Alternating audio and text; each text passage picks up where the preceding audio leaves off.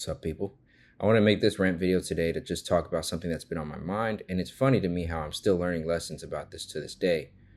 But it's about social media, and it's about um, just like having a platform and what that really means.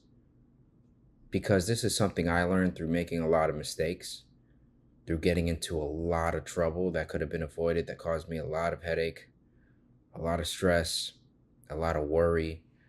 A lot of people hating me to this day because it's just stupid shit that I did just from being somebody who's chronically online, doom scrolling, posting every thought that came to my mind, appropriate or not, um, just like as a personality thing, even though I had a platform of like on my X account, 60,000 followers at the time, right? That was the max that it grew to before I deleted it. But and I deleted it for a lot of reasons, not because of controversy, but more so mental health and trying to detach from social media. But yeah, I just wanted to talk about that because a couple of days ago I made a video on a particular subject matter that was a hot topic. I don't think I need to talk about what it is because the subject's kind of like the people are kind of speaking for themselves now. Like the actual people who have criticisms and not the trolls responding. Like it's actual valid criticism now. But what I did was, why is my nose so runny right when I record? It's so crazy. But anyway, I posted this. Okay, I'll talk about it. It was BTS going to Chris Brown and Usher show, right? And there's a lot of kind of nuances there, but it's really just like the point of Chris Brown is a abuser, like a serial abuser, and it's documented, and he's even going through things recently, and Usher's been supporting him and platforming him, giving him a chance with his audience, their audiences, to intermingle and to just have this huge, massive tour that's going across these countries. And people have been critical of that for a long time. I remember when people have always been critical of Chris Brown too, but more recently Usher too, and I'll get into that in a second. But Chris Brown, I remember one of the twins, the Halle Bailey and the other, her sister, right? I remember one of them did a collab with Chris Brown, and people were like, "What the fuck?" They're like, "Man, you couldn't just like, we were rooting for you, this Little Mermaid, we've been rooting for you, and you do this."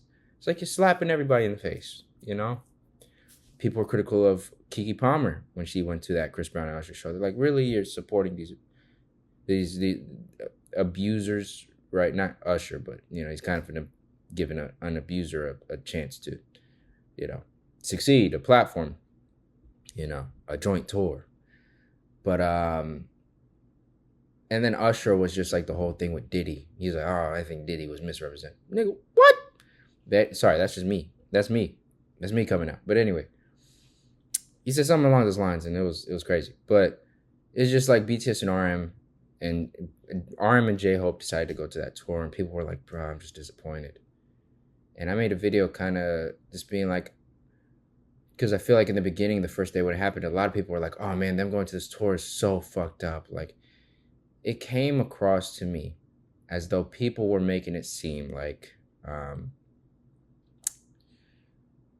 BTS going to that tour was them defending and justifying Chris Brown's actions. And it wasn't just me making that point. I remember on X, because a lot of what I was saying were talking points that I got from people on X, people who I follow, female follower, people that I follow, that their posts were getting uplifted there. But what I didn't think about at the time was the voice that it's coming from, right? I'm a male, and we're talking about domestic violence, something that mostly, even though there are male survivors of domestic violence, mostly affects and impacts females. And when we're talking about Chris Brown and Usher, it's also one of those things where they've abused, Chris Brown's abused women, right?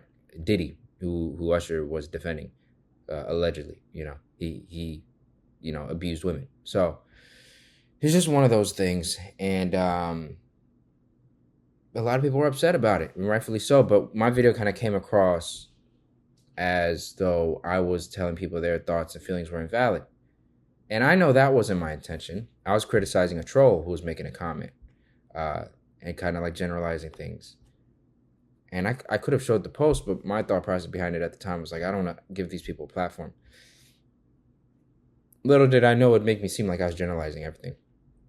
So, with all that, all I got to say is when it comes to social media, and this is a lesson I learned a long time ago, is it's not sometimes about being careful with the words that you use. It's also analyzing the words that you're going to post about something. It could be a hot topic or it could just be anything. But it's also thinking about the consequences of like what could be implied here, you know? Is there a way in which people could take my words the wrong way if I say this and it means something completely different that misrepresents me? Because there was a time where when I was on X, there were people who didn't like me. Thousands of people who didn't like me, which is crazy. I'm not that popular, but there were a lot of people who didn't like me and who tried to deplatform me. And I remember being on block lists posts that would get 20,000 likes at times. Just like block this guy, report this guy.